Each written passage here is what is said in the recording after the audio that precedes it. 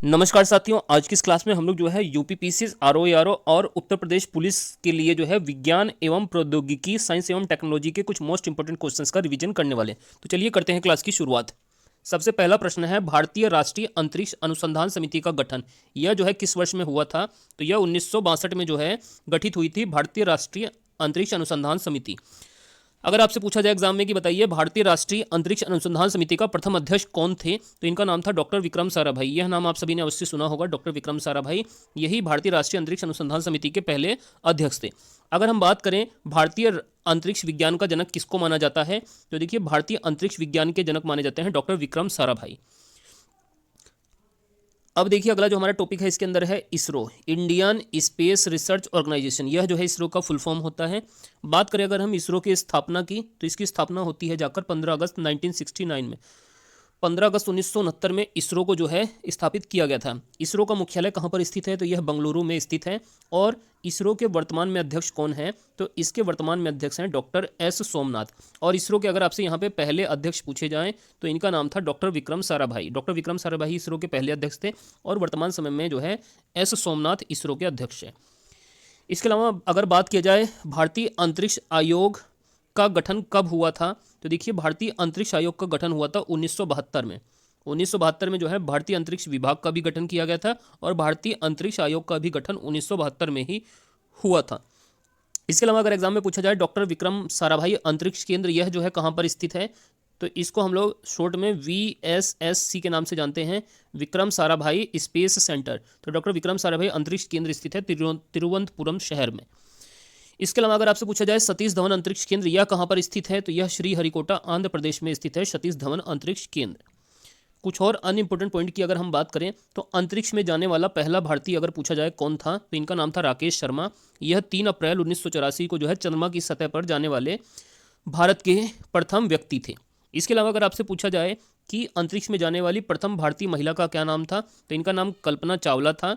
और 2003 में जो है इनका जो कोलंबिया यान था अंतरिक्ष से वापसी के समय दुर्घटनाग्रस्त हो गया था। तो इस वर्ष को भी आप याद करेंगे 2003। इसके अलावा विश्व में अंतरिक्ष में जाने वाला पहला व्यक्ति अगर आपसे पूछा जाए कौन थे, तो देखिए विश्व के अंदर अंतरिक्ष में जाने वाले पहले व्यक्ति का नाम था मेजर यूरी गागरिन।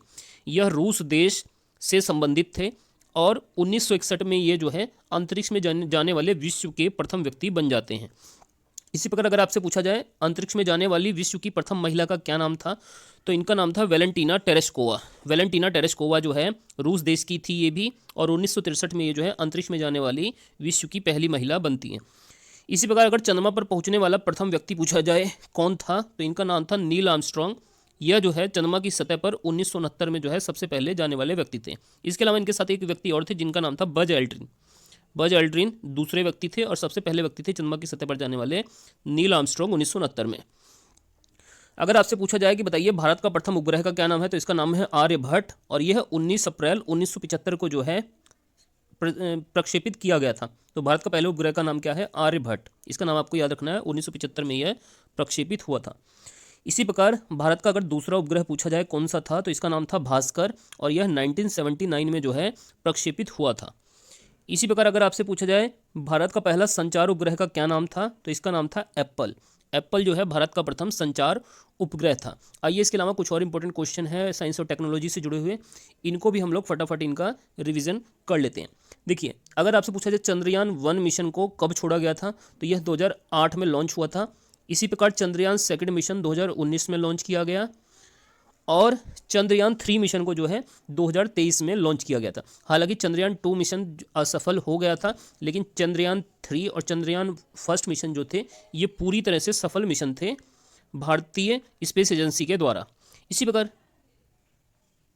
प्रकार अगर आपसे पूछा जाए कि बताइए मंगलयान मिशन जो है भारत द्वारा कब छोड़ा गया था, तो यह 2013 में जो है मंगलयान मिशन जो है भारत की तरफ से छोड़ा गया था और भारत अपने पहले ही प्रयास में मंगल की सतह पर उतरने वाला विश्व का जो है पहला देश भी बना था।